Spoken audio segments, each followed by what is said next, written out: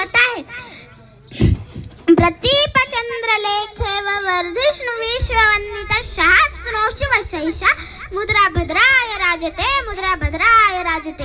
मुद्रा छत्रपती शिवरायांना रयतेच्या राजाला, ज्याच्या भक्तीला जोड नाही, शौर्याला तोड नाही, जो अथांग आहे सागरा समान, ज्याचे छत्र म्हणजे आभाळा समान, जो त्या सूर्याची शान, जो त्या सूर्याची शान, मराठी मनातला धगधगता स्वाभिमान, मराठी मनातला धगधगता स्वाभिमान. आणि काळीज आहे सह्याद्री, ज्याला शंभूंचा अभिमान, ज्याला शंभूंचा अभिमान.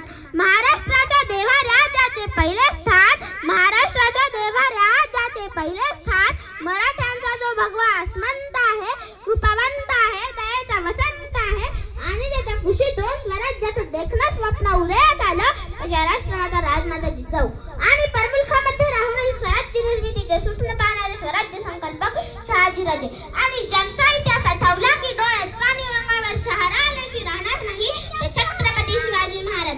आणि पित्याने निर्माण केलेल्या स्वराज्याचे फक्त रक्षणच केले नाही, तर पित्याने निर्माण केलेले स्वराज्य 10 पटीने वाढविणारे ते शंभूराजे. म्हणूनच म्हणतात ना, नियतीचे मालिक बना पण परिस्थितीचे गुलाम बनू नका. म्हणूनच म्हणतात ना, नियतीचे मालिक बना पण परिस्थितीचे गुलाम बनू नका. म्हणूनच नाचू कीर्तनाचे रंगी, ज्ञानदीप लावू जगी, असे कीर्तनाच्या माध्यमातून समाज प्रबोधन करणारे संत तुकोबाराय. आणि शब्द शस्त्र समजून विद्या बुद्धीच्या अभंगातून समाज प्रबोधनाचे कार्य करणारे संत नामदेवराय. दिवसभर हातात खराटा घेऊन गाव स्वच्छ करायचं आणि नदी कीर्तनाच्या माध्यमातून लोकांचे डोके स्वच्छ करायचं, असे काम ज्यांनी केले ते संत गाडगे बाबा. शिक्षणाची गंगा गोरगरिबांच्या घरापर्यंत पोहोचविणारे डॉक्टर कर्मवीर भाऊराव पाटील. आज ज्यांच्यामुळे मुलींना खऱ्या अर्थाने शिक्षण मिळालं, आज माझ्यासारखी सामान्य मुलगी येथे बोलू शकते, ते माझे सावित्रीबाई फुले व महात्मा फुले. आज ज्यांच्या राज्यघटनेवर साऱ्या राज्याचा राज्यकारभार चालतोय, ते भारतरत्न डॉक्टर बाबासाहेब आंबेडकर. प्रथम तर मी या सर्व महामानवांना अभिवादन करते. छत्रपती शिवाजी महाराजांच्या पदस्पर्शाने पावन झालेल्या या पवित्र भूमीत आज मला शिवरायांबद्दल विचार मांडण्याची संधी उपलब्ध करून दिल्याबद्दल मी सर्वांचे आभारी आहे. छत्रपती शिवाजी महाराजांच्या पदस्पर्शाने पावन झालेल्या या पवित्र भूमीत आज मला शिवरायांबद्दल विचार मांडण्याची संधी उपलब्ध करून दिल्याबद्दल मी सर्वांचे आभारी आहे. महाराष्ट्राचे आराध्य दैवत, भूपती, नृपती, पृथ्वीपती, जगविख्यात, विश्ववंदनीय, विज्ञाननिष्ठ, प्रगल्भ बुद्धिमान, क्षत्रिय कुलावतन, राजाधिराज, योगीराज, श्रीमंत योगी छत्रपती शिवाजी महाराजांना या जिजाऊ लेकीचा मानाचा मुजरा. छत्रपती शिवाजी महाराज की जय शब्द कानावर पडतात, ज्यांची छाती अभिमानाने फुलते आणि अंगावर सरकन काटा येतो, अशा माझ्या मराठमोळ्या बंधू आणि भगिनींनो, आज मी तुम्हाला येथे अशा एका महान पुरुषाची यशोगाथा सांगण्यास उभी आहे, ज्यांचा तुम्हालाच नाही तर संपूर्ण जगाला अभिमान आहे. विजयासारखी तलवार चालवून गेला, विजयासारखी तलवार चालवून गेला, निगड्या छातीने हिंदुस्थान हलवून गेला, निगड्या छातीने हिंदुस्थान हलवून गेला. वाघनख्याने अब्दुल खानाचा कोथळा फाडवून गेला, वाघनख्याने अब्दुल खानाचा कोथळा फाडवून गेला.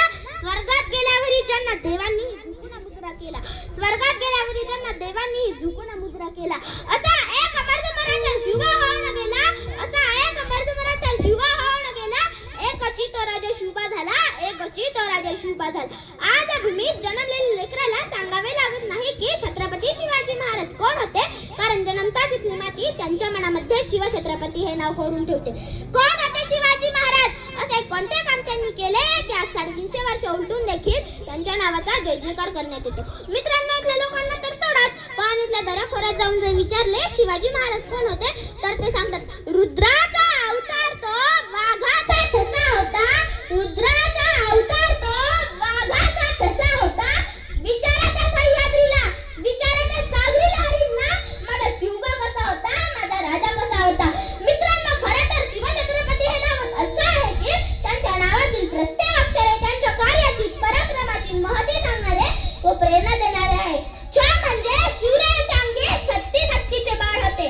त्र म्हणजे त्रस्त मोगलांना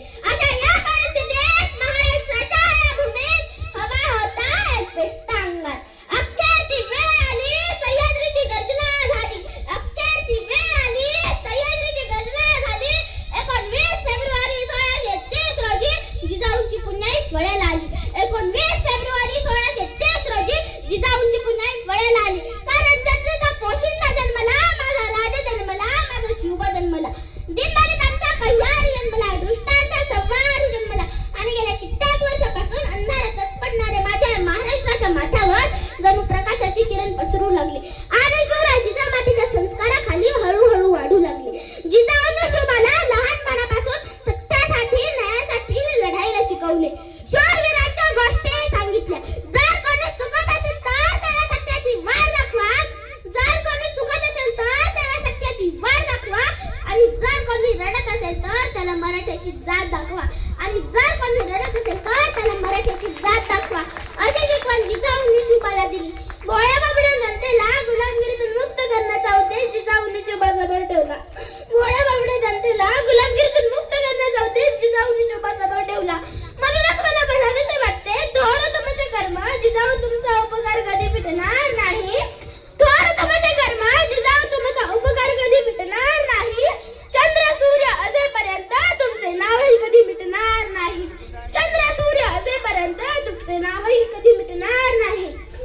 कसा असेल तो पुत्र, कसे असेल ते राजे, कसे असतील ते राज्य आणि कसे असतील ते राजे शिवछत्रपती महाराज. शिवछत्रपती म्हणजे मावळ्यांचा मेळ. शिवछत्रपती म्हणजे मनगटातील बळ. शिवछत्रपती म्हणजे तलवारीची धार. शिवछत्रपती म्हणजे छातीवरचा वार. शिवछत्रपती म्हणजे मनामनातले धैर्य. शिवछत्रपती म्हणजे सह्याद्रीचे शौर्य.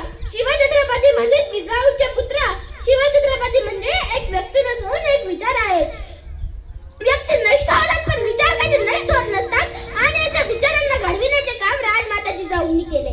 मातेकडून मिळालेले संस्कार आणि स्वराज्य स्थापनेची प्रेरणा घेऊन शिवरायांनी आपल्या मराठी बांधवांसोबत गुलामगिरी नष्ट करण्याचा उद्देश डोळ्यासमोर ठेवून वाटचाल करण्यास सुरुवात केली आणि सह्याद्रीच्या कडेकपारीत भटकंती करून सवंगडे गोळा केले.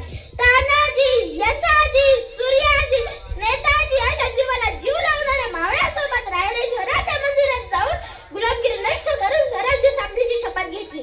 हर हर महादेवाची गर्जना आत्महत्यात गुंतली आणि वयाच्या 14व्या वर्षी स्वराज्य स्थापनेच्या प्रवासास सुरुवात केली. एक होते शिवाजी, त्यांना भीती नव्हती जगाची. एक होते शिवाजी, त्यांना भीती नव्हती जगाची. चिंता नव्हती परिणामांची, कारण साथ होती मावळ्यांची. चिंता नव्हती परिणामांची, कारण साथ होती मावळ्यांची. आणि शिकवण होती जिजाऊंची, आणि शिकवण होती जिजाऊंची. यांची जात होती मर्द मराठ्यांची, यांची जात होती मर्द मराठ्यांची. देशात लाट आणली भगवे झेंड्याची, देशात लाट आणली भगवे झेंड्याची. आणि मुहूर्त पेटवली स्वराज्याची, आणि मुहूर्त पेटवली स्वराज्याची. म्हणूनच म्हणतात ना, जय जिजाऊ जय शिवराय. हातात धरुणी तलवार, छातीत भरले बोलार. हातात धरुणी तलवार, छातीत भरले बोलार. आणि आज 350 वर्ष उलटून देखील महाराजांचे कार्य, विचार, पराक्रम प्रेरणादायी आहे. म्हणूनच म्हणतात ना, इतिहास विसरणारी माणसं इतिहास कधी घडू शकत नाहीत आणि इतिहास घडविणारी माणसं इतिहास कधी विसरू शकत नाहीत. निरक्षर मराठ्यांचा इतिहास सुवर्णाक्षराने लिहून ठेवावा इतका तो तेजस्वी आणि ओजस्वी आहे. घेऊन मुठभर मावळे आणि निधडी छाती, घेऊन मुठभर मावळे आणि निधडी छाती. सोडून सारे ऐश्वर्य लढला, तूच आमचे मंदिर, तूच आमची मूर्ती. सोडून सारे ऐश्वर्य लढला, तूच आमचे मंदिर, तूच आमची मूर्ती. मित्रांनो, आजच्या युगात खरी गरज आहे ती म्हणजे शिवरायांचे विचार आणि गुण अंगीकारण्याची, गड किल्ल्यांचे संरक्षण करण्याची, परस्त्रीला मातेसमान मानून तिचे रक्षण करण्याची, जात भेद न मानता सर्वांनी एकत्र येऊन कार्य करण्याची. हेच असेल माझ्या राजाची जयंती, हेच असेल माझ्या शिवबाची जयंती. शेवटी जाता जाता एवढेच म्हणे, महाराजांचं नाव जर हातावर करायचं असेल तर आपले कोणतेही अनैतिक काम होणार नाही याची काळजी घ्या. महाराजांचं लॉकेट जर गळ्यात घालायचं असेल तर आपले कोणतेही चुकीचे वर्तन होणार नाही याची काळजी घ्या. महाराजांचं नाव जर तोंडात घ्यायचं असेल तर आपल्या तोंडात कोणतेही व्यसनी पदार्थ असणार नाही याची काळजी घ्या. महाराजांच्या अंगठ्या जर बोटात घालायच्या असेल तर त्या बोटाने कोणाचा द्वेष होणार नाही याची काळजी घ्या.